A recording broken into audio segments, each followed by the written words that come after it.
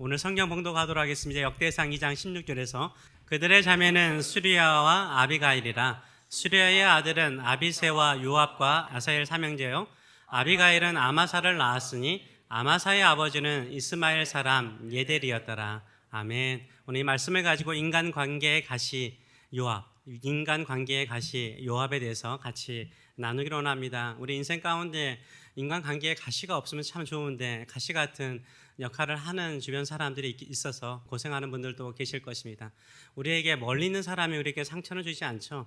아프리카에 있는 사람이거나 저 남미에 있는 사람, 내가 모르는 사람이 나에게 상처는 주지 않습니다. 우리에게 마음의 아픔을 주는 것은 가까이 있는 사람, 자주 보는 사람, 어떨 때는 또 나에게 큰 도움이 되는 사람이 우리의 인생의 가시가 될 수 있습니다. 이 부분들을 좀 우리가 믿음으로 한번 살펴보기로 합니다. 다윗의 부하하면 가장 먼저 생각나는 사람이 누가 있습니까? 다윗의 부하하면 가장 먼저 생각나는 사람은 저에게는 요압입니다. 제가 어릴 때 주일학교 다니면서 이 요압 장군에 대한 이야기를 들을 때마다 되게 흥미롭더라고요. 요압은 다윗의 측근 중에 한 사람이었습니다. 다윗의 군대 사령관, 군대 장관이었습니다. 수많은 전쟁을 승리로 이끄는 장수였습니다. 다윗에게 가장 필요한 장수 중에 한 사람이었습니다. 그러나 다윗에게 가시 같은 존재였습니다. 다윗의 인생 가운데 가시와 같이 아픔을 줄 때가 참 많았습니다. 필요한 존재이지만 같이 있으면 늘 아픔을 주는 존재였습니다. 뽑아 버릴 수 없어서 한평생 다윗이 곁에 두었던 가시였습니다. 사도 바울에게도 육체의 가시가 있었습니다. 그와 마찬가지로 다윗에게는 인간관계의 가시가 있었습니다. 그 사람이 바로 요압입니다.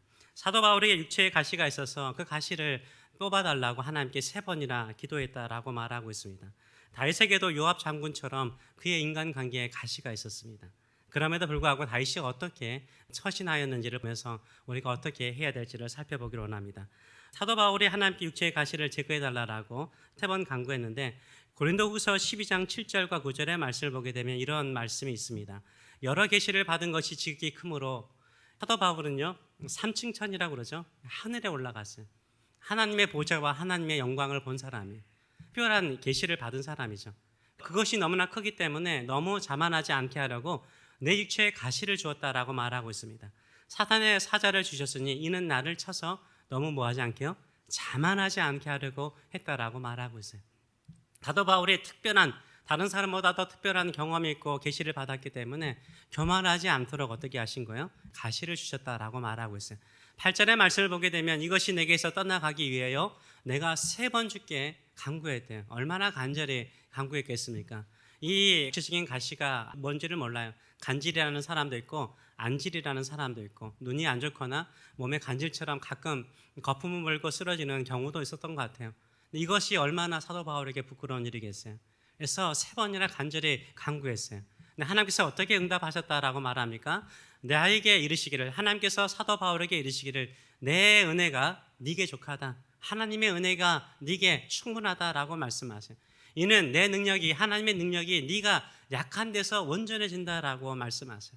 사도 바울이 온전하게 하나님께 쓰임받기 위해서는 육체의 가시를 가지고 가야만이 하나님의 능력을 더, 은혜를 더 풍성하게 경험할 뿐만 아니라 자만하지 않을 수 있다라고 말씀을 하고 있는 것을 보게 됩니다. 마찬가지죠. 다윗에게 요압은 군대 장관이고 측근이지만요, 가시와 같은 역할을 했는데 다윗을 겸손하게 만들었어요. 이 당시의 왕은요 절대 권력을 가진 사람이었어요. 절대 권력을 가졌기 때문에 자기 마음대로 할 수 있었어요. 하나님께서는 다윗을요 사울이 되기를 원하지 않았어요. 그 이전 왕 사울왕이 되기 원하지 않았어요. 사울왕처럼 자기 뜻대로 자기 마음대로 통치하는 왕이 되기를 원하지 않았어요. 근데 자기에게 가장 필요한 요압 장군인데 그 요압 장군이 가시처럼 역할을 해줘요. 왕인데도 왕 마음대로 못해. 그러니까 더 하나님을 어떻게 하는 거예요? 의지하게 된 거예요. 하나님을 바라보게 되는 거예요. 하나님의 긍휼과 자비하심을 바라보게 되고 교만하지 않게 된 것입니다. 그렇다면 요압은 누구일까요? 요압은 누구일까요? 요압에 대해서 이렇게 말하고 있습니다. 16절을 보게 되면 그들의 자매는, 이 다윗의 형제들의 자매들이 있었대요. 누나들이 있었어요. 이 누나들이 누구냐면 수리아와 아비가일이래요. 다윗의 누나들이 누구라고요? 수리아와 아비가일이에요. 이 아비가일은 다른 아비가일을 말합니다. 이름이 많아요. 아비가일이요. 누님 수리아의 삼형제가 있었는데 그들의 이름은 아비새와 요압과 아사엘 삼형제가 있었다라고 말하고 있어요.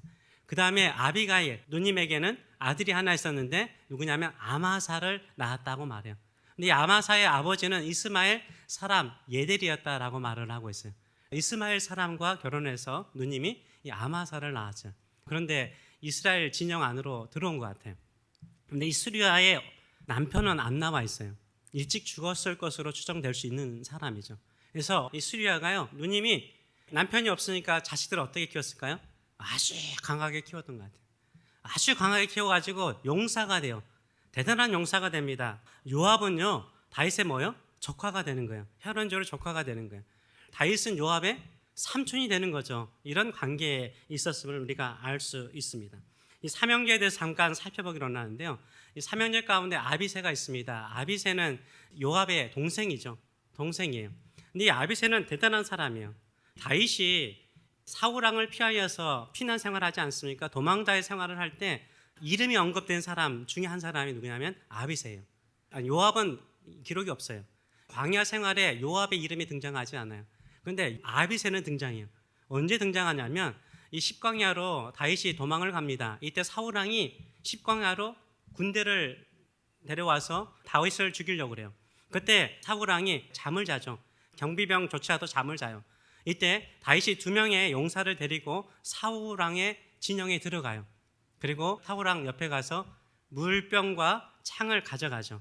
이때 다윗 옆에 있었던 한 사람이요, 다윗에게 요구해요. 다윗이 당신이 허락하면 내가 내 창으로 사울을 찔려서 단번에 죽여버리겠다고. 이거 허락해주면 내가 하겠다라고 말하는 사람이 있어요. 그 사람이 누구죠? 아비새예요. 아비새. 아비새는요, 고난 중에 있을 때, 다윗이 광야에 있을 때 함께한 사람이었고요. 이때 사울을 죽이려고 하는 저로의 기에서 죽이겠다라고 앞장선 사람이죠. 다윗이 말하죠. 하나님께 기름 부음 받은 왕을 내가 죽일 수는 없다라고 살려주는 때 이 아비새가 중요한 역할을 합니다. 이 다윗이 왕이 되고 난 다음에 3인의 용사와 30인의 용사가 있습니다. 3인의 용사는 비교될 수 없는 뛰어난 용사들이에요. 근데 이 3인의 용사의 우두머리가 누가 되죠? 아비새가 돼요. 이 아비새도 대단한 사람이라는 것을 알 수 있어요. 어느 날은 다윗이 블레셋과 전투하다가 생명의 큰 위기를 만나요. 죽을 뻔해요. 이때 살려준 사람이 아비새예요. 그러면서 아비새가 다윗에게 뭐라고 말합니까? 왕은 우리의 전부와 우리의 생명과 같으니까 이제는 전쟁의 현장에 들어오지 말라고 그래요. 후방에 우리를 위해서 지원해 주시고 우리가 싸우겠습니다. 그래서 다윗을 보호하는 사람이 아비새입니다. 대단한 사람이요. 그뿐만 아니라요, 아비새는요, 창을 잘 다루는 사람이 창잡이였어요. 몇백 명을 죽였냐면 300명을 죽여요. 안 놀래네. 300명을 한 자로 창을 가지고 죽인다니까요. 대단한 용사였어요, 이 아비새가. 그 다음에 아사엘이 있는데, 요압의 다른 형제의 아사엘이 있는데, 이 아사엘은 발이 빠른 사람이었어요. 사울왕이 죽고 난 다음에 나라가 2개로 갈라지죠. 유다 지파는 다윗을 따릅니다. 다윗에게 기름을 부어서 다윗을 왕으로 삼고, 사울왕이 죽고 난 다음에 사울왕의 아들 이스보셋을 왕으로 삼습니다. 11지파는 이스보셋을 왕으로 삼아요. 그래서 7년 반 동안이 서로 나라가 2개로 갈라져요. 이때 다윗의 군대와 이스보셋의 군대와 싸워요. 그때의 다윗의 군대 장관은 요압이었고 이스보셋의 군대 장관은 아브넬이었습니다. 이 아브넬은 사울왕 때도 군대 장관이었고 이스보셋 때도 군대 장관이었어요. 전쟁을 하는데 요압 군대가 막 추격을 하죠. 추격할 때 이 아브넬이 막 도망을 가요. 도망가는데 발이 빠른 사람이 누구라고요? 아사엘이요. 아사엘이 공을 세우고 싶은 거예요. 그래서 내가 아브넬을 죽이면 큰 공을 세울 거라고 생각하고 막 빨리 추격하죠. 아브넬이 그렇게 말해요. 쫓아오지 마라. 안다. 공 세우려고 하는 거 안다. 다른 병사 죽여라. 나를 죽이려고 하지 말아라. 만일 내가 너를 쳐서 죽이면 내가 요압 어떻게 보겠느냐. 나 그러고 보고 싶지 않다. 근데 계속해서 아사엘이요, 추격해 와요. 어떻게 하죠? 아브넬이요, 창을 뒤로 던져가지고 아사엘을 죽여요. 기브온에서 일어난 전쟁인데 기브온에서 전사를 하게 됩니다. 그래서 아사엘은 일찍 죽고 아비새와 요압이 계속해서 다윗을 돕는 역할을 합니다. 그 다음에 요압은 어떤 사람일까요? 요압은 대단한 사람이요. 요압은 아비새와 함께 대단한 역할을 합니다. 다윗에게 가장 중요한 성이 있습니다. 어디서? 시온성, 예루살렘이죠. 원래 다윗 당시까지는요, 예루살렘이 정복되지 않았어요. 여보스 족속이 그 땅은 절대 빼앗기지 않았어요. 근데 다윗이 그 땅을 차지하고 싶어요. 그 성을 차지하고 싶어요. 그때 나가서 싸운 사람이 누구일까요? 아비새와 요압이 나가서요. 그 땅을 차지해요. 그래서 시온 성이 되는 거예요. 예루살렘 성이 되는 거예요. 다윗 성이 되는데 결정적인 역할을 하는 것을 볼 수 있어요. 그뿐만 아니라 뭐 암몬과 모압이 아람과 위쪽에 있는 아람 칸 족속이 있는데 그 족속과 연합해서 싸울 때도요. 해치고 이기고 승리한 사람이 누구예요? 요압 장군이었어요. 요압 장군은 대단한 사람이었습니다. 그뿐만 아니라 압살롬이 반란을 일으킵니다. 반란을 일으켜서 거의 대부분의 군대가 다 압살롬을 따라요. 다윗을 따르는 군대가 많지 않았습니다. 그럼에도 불구하고 요압과 아비새는요. 다윗을 따르죠. 적은 군대를 가지고도요. 압살롬의 군대를 이겨요. 전쟁에서 승리하고 난 다음에 세바라는 사람이 일어나죠. 이 세바라는 사람이요. 우리가 왜 이새의 아들 다윗을 따라야 할 필요가 있느냐? 우리끼리 왕을 세우자. 나 왕 되고 싶다라고 반란을 주도하죠. 그때 이 세바의 반란을 진압하는 장군이 누굴까요? 요압이었어요. 위기에 있을 때마다 다윗을 도와준 사람이 요압이었어요. 그런데요, 이 요압은요, 다윗의 인생에 가시와 같은 역할들을 해요. 다윗의 마음을 어기고요, 요압이 세 가지 일을 합니다. 첫째는 사울 왕가의 군대 장관 총사령관이었던 아브넬. 사울 왕 때도 군대 장관 총사령관이었던 아브넬. 그의 아들 이스보셋이 왕일 때도 군대 장관이었던 아브넬이 있는데 이 아브넬이 사울 왕가의 이스보셋과 관계가 안 좋아졌어요. 그래서 내가 이미 예언되어지는 대로 다윗을 12지파의 왕으로 삼겠다 하고 다윗에게 찾아옵니다. 헤브론으로 찾아와서 통합하자. 그래서 협상이 잘 됐어요. 기쁜 마음으로 아브넬이 돌아가는데 그때 요압 장군이 전쟁터에 돌아오다가 어떻게 해요? 조용히 할 말이 있다라고 말하면서 이 아브넬을 데려가서 죽여버려요. 그래서 평화롭게 12지파가 통합할 수 있는 기회였는데 요압 장군이 죽임으로 말미암아 소란이 일어나죠. 또 한 가지는 압살롬이 반란을 일으킵니다. 이 반란을 일으킬 때 그때 압살롬의 군대 장관이 있었어요. 군대 장관이 누구라고요? 아마사예요. 아마사. 이 아마사가 누구라고요? 이 다윗의 누님이 두 분 있었죠. 수류하고 아비가일이에요. 아비가일이 낳은 아들이 아마사예요. 아마사를 군대 장관으로 세웠습니다. 일종의 친척 관계잖아요. 사촌지간이잖아요. 이 압살롬이 죽었으니까 이제 압살롬을 따르던 군대들이 숨거나 도망을 갔잖아요. 다윗은 평화롭게 나라를 다시 합치기를 원했어요. 그래서 아마사에게 제안을 합니다. 네가 다시 같이 통합하면 내가 너를 요압 대신하여서 총사령관 삼겠다. 12지파의 총사령관으로 삼겠다라고 이야기를 해요. 그래서 아마사를 총사령관으로 삼습니다. 근데 아마사가 군대를 모집하러 나갔을 때 세바의 반란을 진압하도록 요압과 아비새를 보내요. 길거리에서 누구를 만납니까? 아마사를 만나요. 어떻게 했을까요? 요압이? 자기가 군대 장관이었는데 아마사 사촌이 가져가잖아요. 그래서 죽여요. 비무장한 상태에서 죽여버려요. 이렇게 잔인한 것을 보여주고 있어요. 여러분도 알다시피 압살롬의 반란이 일어나서 다윗이 간청하죠. 제발 출정식 하는 다윗 군대를 향해서 말하죠. 제발 내 아들 좀 불쌍히 여겨라. 압살롬 죽이지 말아라. 살려줘라 라고 이야기하죠. 근데요, 압살롬이 나뭇가지에 머리가 델롱델롱 달려가지고 죽을 위기에 있죠. 아무도 죽이려고 하지 않는데 누가 죽이죠? 요압이 죽여요. 요압이 죽여요. 이 소식을 듣고 다윗이요, 얼마나 슬퍼하는지 몰라요. 얼마나 슬퍼하는지 몰라요. 이렇게요, 요압 장군은요, 자기 이익이라든지 자기의 이익이 안 되면 처치하는 사람이라는 것을 알 수 있습니다. 그런데도 다윗이 버릴 수가 없었어요. 왜냐하면 그 집안이요, 이 수르야의 집안이요, 이 누님의 집안이요, 군사적으로 거의 장악을 하고 있었어요. 힘이 있기 때문에요, 다윗이 어떻게 할 수가 없었던 것입니다. 다윗이 나중에 아브넬이 죽고 난 다음에 이렇게 한탄을 합니다. 사무엘하 3장 39절의 말씀을 보게 되면 내가 기름 부음 받는 왕이 되었으나, 왕인데 오늘 약하여서 수르야의 아들은 이 사람들을 제어하기가 너무 어렵다는 거예요. 통제할 수 없는 집안이었어요. 여호와는 악행하는 자에게 그 악한 대로 갚으실지어다 라고 하나님께 맡기는 것을 볼 수 있습니다. 이렇게 요압은요, 다윗의 사역에, 다윗의 통치에, 다윗의 전투에 엄청난 역할을 해줍니다. 그럼에도 불구하고요, 다윗의 뜻을 따라 가지는 않아요. 오히려 자기의 이익을 위해서 살아가는 모습을 보여주고 있습니다. 이것을 통해서요, 하나님께서 다윗을 훈련하신 거죠. 다윗을 연단하였습니다. 만일 다윗이 이런 가시가 없었다면 다윗 스스로 사울과 같은 사람이 될 수 있었어요. 그런데 하나님께서 요압과 같이 필요한 존재, 나라를 확장하는 데 필요한 존재가 되긴 하지만 컨트롤할 수 없는 존재를 통해서 다윗이 더 겸손하게 낮아지게 하는 것을 볼 수 있습니다. 다윗이 왕이 되기 이전에는 힘들었죠. 피난 생활이잖아. 사울 왕을 피하여서 계속해서 도망다니는 신세였습니다. 그때 다윗과 함께하지는 않지만요, 다윗을 사랑하는 친구가 있었어요. 다윗을 위해서 자기 생명까지도 내놓을 수 있는 친구가 있었습니다. 누구였죠? 사울 왕의 장남이었던 요나단이었죠. 요나단은 어떻게 하든지요, 다윗을 살려주고 다윗을 피하게 하고 네가 왕이 되면 나는 다음이 되겠다라고 약속할 정도로요, 다윗이 힘들고 어려울 때는요, 친구를 하나님께서 붙여주셨어요. 자기 생명처럼 사랑하는 요나단을 하나님께서 격려자로, 위로자로, 힘이 되는 자로 세워졌습니다. 근데 왕이 되고 난 다음에 요압이 그 옆에 있는데, 요압은 어때요? 필요해요. 정말로 필요한 존재예요. 강성한 나라를 만드는데 필요한 존재. 근데 가시 같은 역할을요, 내 뜻대로 통제할 수 없는 사람이 되는 것을 보게 됩니다. 그것으로 인해서 다윗은 어떻게 하죠? 더 하나님께 겸손하게 나아갈 수 있도록 만드는 것을 볼 수 있어요. 우리도 마찬가지죠. 우리가 고난 중에 있을 때는요, 하나님께서 좋은 사람 붙여주세요. 여러분 그러지 않으셨어요? 정말 힘들고 어려울 때는 요나단처럼 생명처럼 나를 사랑하는 사람들을 붙여줘요.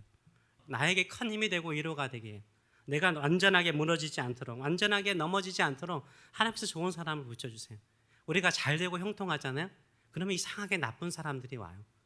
우리에게 필요 없는 사람들이 아니요, 힘이 되어주기도 하고 또 능력이 되어주기도 해요.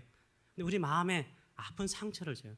우리 마음을 힘들게 하는 사람들이 있어요. 유혹과 같은 사람들이 있어요. 근데 그것 때문에 내가 너무 형통해서 잘 돼가면 내가 교만해서 자만해서 사울왕처럼 내 뜻대로 내 마음대로 할 수 있을 터인데, 그 가시 때문에 어떻게 하는 거예요? 겸손하게 기도하고 하나님을 더 의지하게 만드는 거예요. 이게 하나님께서 하시는 일이죠. 근데 다윗의 태도가 어떻습니까? 다윗은요, 믿음의 사람이잖아요. 하나님의 기쁨이 되는 사람이잖아요. 그래서 다윗은 요압을 직접 자기가 처리하지 않아요. 왕임에도 불구하고 자기가 직접 죽이질 않아요. 나중에 그의 아들 솔로몬이 제거를 하잖아요. 그런 것을 보게 되면은 할 수 있음에도 안 했던 거죠. 살아 생전에는 그냥 옆에 둔 거예요. 같이 간 거예요. 자기의 가시이지만 기도하면서 나갈 수 있었던 것입니다. 다윗이요, 사울왕을 향해서 자기를 죽이려고 향한 사울왕을 향해서 자기가 칼을 듭니까? 죽입니까? 죽일 수 있는 기회가 2번이나 있음에도 불구하고 죽입니까? 안 죽여요. 살려주죠. 하나님께 다 맡겨요. 요압이라든가 아비새가요, 아브넬을 죽이고 여러 가지 많은 악행을 행할 때도 다윗이 어떻게 합니까? 자기가 직접 하지 않아요. 하나님께 맡겨요. 하나님께서 처벌하기를 원해요. 이게 다윗의 마음이죠. 우리도 마찬가지죠. 사도 바울처럼 이 육체의 가시, 이 관계의 가시를 제거해 주기를 원하는 성도들도 있을 것입니다.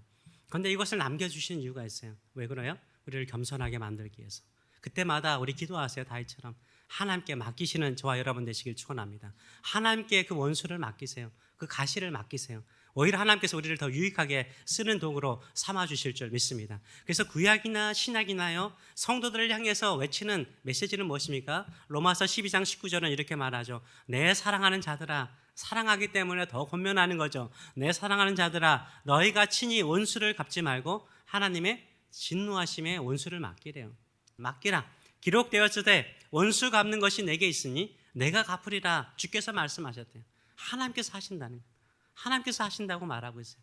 나의 인생을 힘들게 만드는 그 원수를 하나님께 맡기시는 저와 여러분 되시길 축원합니다. 하나님께 맡기는 자가 하나님의 뜻을 행하는 사람이요, 하나님의 온전한 다스림을 받는 사람인 줄 믿습니다. 그렇다면 우리가 다윗과 요압의 관계를 보면서 여러분은 내가 어디에 있다라고 생각하세요? 여러분은 다윗의 입장에 있습니까? 아니면 요압의 입장에 있습니까? 여러분은 어느 입장에 있으세요? 저는 설교를 준비하면서 솔직히 다윗의 입장에서 생각했어요. 나는 하나님의 뜻대로 살려고 하는데 주변 사람 나를 힘들게 할 수 있지 않을까, 이런 생각을 하면 했어요. 근데 설교를 준비하고 묵상하면 묵상할수록요, 저는 요압이더라고요. 요압이더라고요. 우리의 참된 왕은 누구세요? 하나님이시죠. 우리 주님이시죠. 우리 주님이시죠. 목회자들 하나님을 위해서, 주의 몸된 교회를 위해서 열심을 가지고 열심히 하는데 다 자기의 이득을 챙기고, 그렇죠? 그 중에 한 사람이 저도 있을 수 있잖아요. 요압과 같은 모습이 우리에게 있는 거예요. 하나님께서 끊임없이 자비를 베풀어 줌에도 불구하고 그 자비를 모르는 목사일 수가 있는 사람이 저일 수 있는 거죠. 저 요압과 같은 모습들이 참 많더라고요.